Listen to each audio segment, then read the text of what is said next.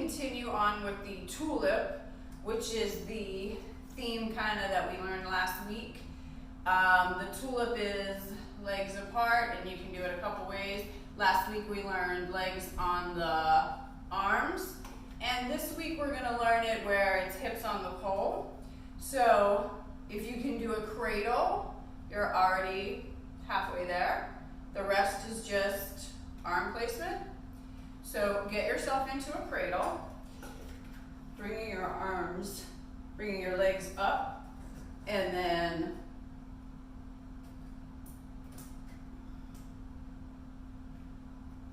arms are going to go like so. Basically, you're just kind of holding yourself up on the pole with one hand in the high position above your hips, one hand in the low position below your hips. Yes, you do use your midriff skin or your middle skin to hold on. When you're done, bring it back into cradle and just take it from there, wherever you want to go with that. Okay? So that's a tulip variation.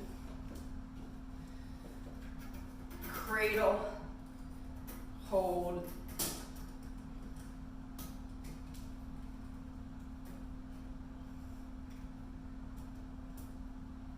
and up.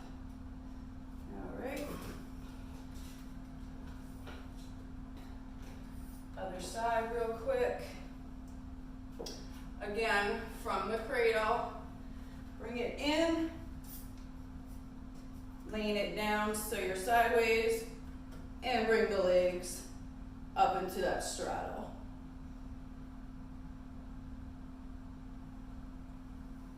Back to cradle and release.